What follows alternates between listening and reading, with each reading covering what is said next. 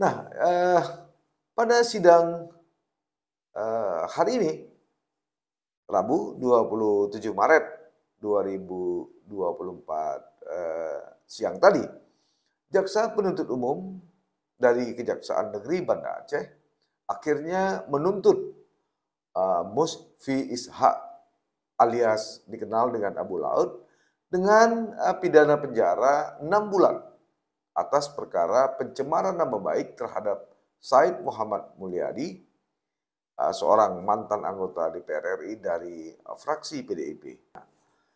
Dalam tuntutannya, JPU mengatakan bahwa laki-laki 34 tahun ini terbukti bersalah melakukan tindak pidana informasi dan transaksi elektronik atau ITE, sehingga dijatuhi hukuman pidana penjara selama 6 bulan dan denda 10 juta rupiah subsidiar 1 bulan. Yang menjadi pertanyaan saya atau kita semua adalah, serendah itukah tuntutan terhadap Abu Laut? Persis ibarat kata pepatah, ternyata lebih mahal tali dari lembunya.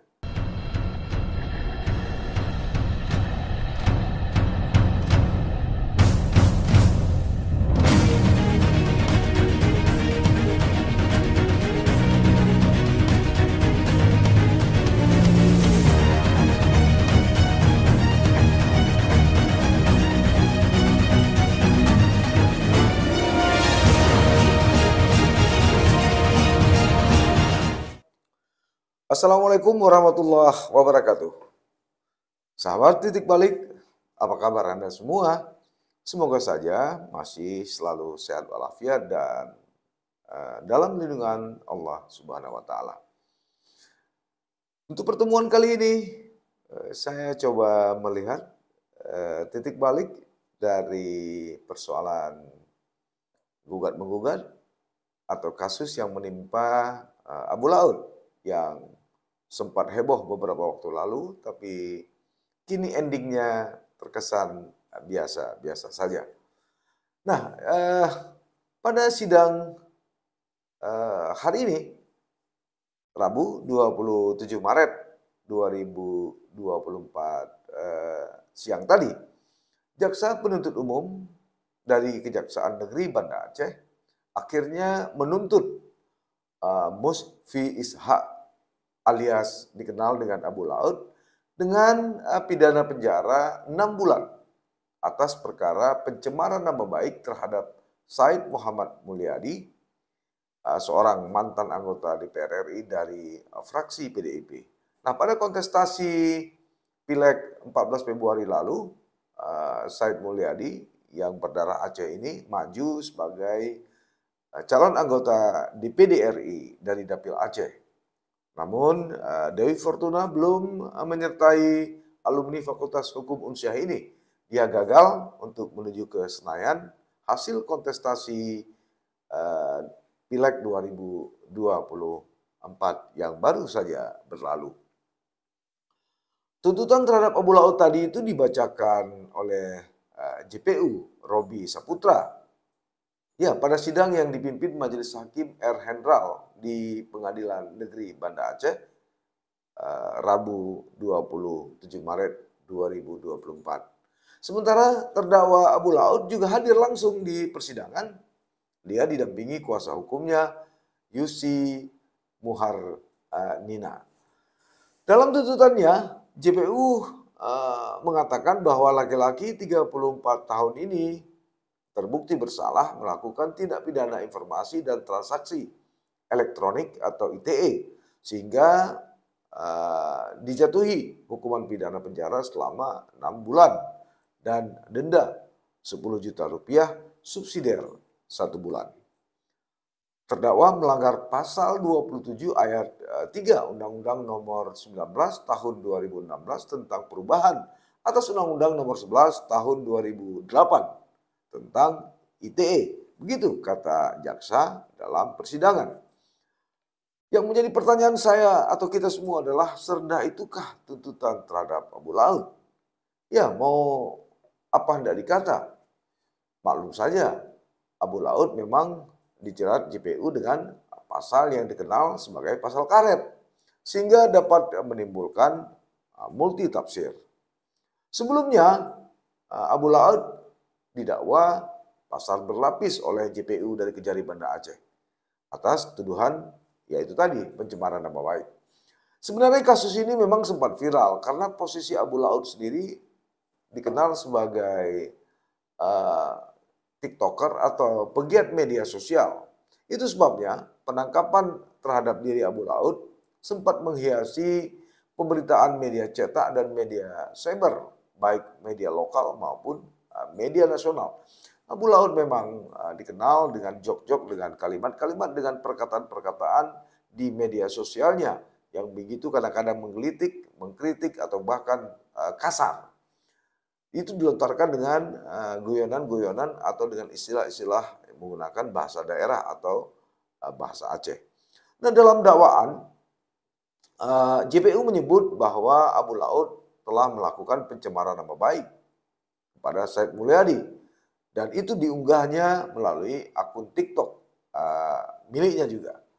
Nah, terdakwa telah menyiarkan berita bohong menurut JPU kepada masyarakat dengan mengatakan bahwa korban Said Mulyadi memiliki peran aktif sebagai bandar sabu, disertai dengan pencemaran nama baik lainnya di media sosial. Begitu kata Robi dalam persidangan. Namun JPU akhirnya menjerat Abu Laut dengan tuntutan 6 bulan kurungan. Ini persis ibarat kata pepatah, ternyata lebih mahal tali dari lembunya. Maksudnya begini, untuk menciduk Abu Laut sebelumnya jajaran penyidik dari Polda Aceh terpaksa menurunkan tim hingga ke Jakarta. Said Mulyadi sendiri juga ikut membantunya dengan membuka akses jaringan informasi mengenai keberadaan Abu Laut ketika itu. Berkat kesigapan petugas, Abu Laut akhirnya berhasil diciduk di Cianjur, Provinsi Jawa Barat. Nah, atas tuduhan tersebut, berbagai asumsi mengenai putusan nantinya yang akan dibacakan oleh majelis hakim pun mengemuka. Pertama, majelis hakim bisa jadi akan mengabulkan tuntutan jaksa penuntut umum 6 bulan penjara bagi Abu Laut, atau justru menambah bahkan menguranginya, atau bahkan juga bisa membebaskan Abu Laut dari segala tuntutan. Kedua, jikapun majelis hakim memutuskan 2/3 dari tuntutan JPU, ini berarti Abu Laut divonis 4 bulan penjara. Dan jika vonis itu dilakukan oleh majelis hakim, dipotong masa tahanan, bisa jadi Abu Laut hanya menjalaninya beberapa pekan atau beberapa hari saja. Sebelumnya, Majelis Hakim Pengadilan Negeri Banda Aceh juga mengabulkan permohonan penangguhan tahanan kepada Abu Laut. Dia ditangguhkan atau dialihkan dari rutan kelas 2A menjadi tahanan kota Banda Aceh.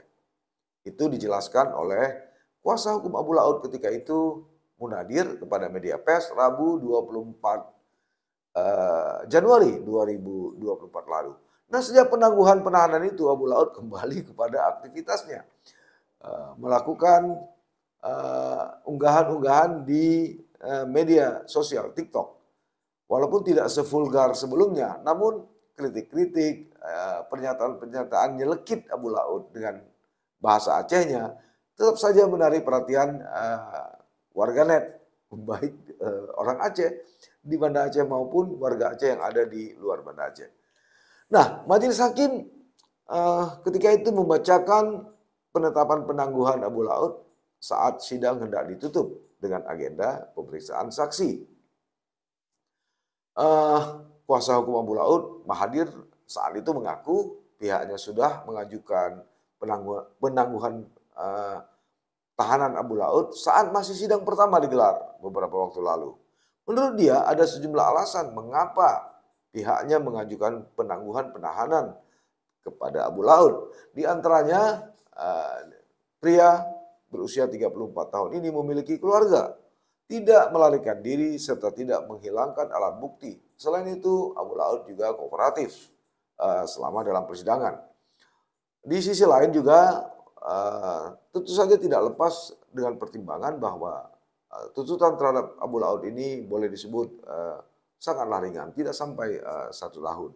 Ketika itu Said Muhammad Mulyadi memberikan kesaksian sebagai saksi korban dalam kasus pencemaran nama baik terhadap dirinya yang dilakukan atau yang dengan terdakwa Musfi Isa alias Abu Daud. Said mengaku ibunya sempat jatuh sakit usai menonton konten TikTok Abu Laud yang menghujat dirinya. Saat itu, Said memberikan keterangan dalam lanjutan sidang di Pengadilan Negeri Banda Aceh pada Rabu 24 Januari 2024. Nah, saat itu Abu Laud juga hadir di ruang persidangan dengan mengenakan baju putih, sementara Said mengenakan kemeja dan peci.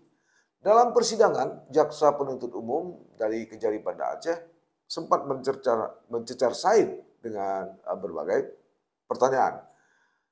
Nah, karena itu Said mengaku mengetahui konten yang dibuat Abu Laud pada Rabu 30 Agustus 2023 lalu setelah mendapat kiriman link dari kerabatnya. Nah, kedua link TikTok atas nama Abu Payapasi itu menampilkan Abu Laud yang berbicara dalam bahasa Aceh. Said mengaku Abu Laud mengeluarkan kata-kata tidak pantas untuk dirinya. Fitnah yang tidak bisa saya terima adalah karena saya disebut sebagai agen sabu, agen prostitusi, kemudian membawa-bawa nama orang tua saya. Begitu tegas Said dalam persidangan. Begitupun diketahui Abu Laud ditangkap kemudian pada Jumat 6 Oktober 2023 malam di Cianjur, Jawa Barat. Sehari berselang, dia diterbangkan ke Polda Aceh untuk menjalani pemeriksaan. Dia diciduk setelah 2 kali mangkir dari panggilan penyidik.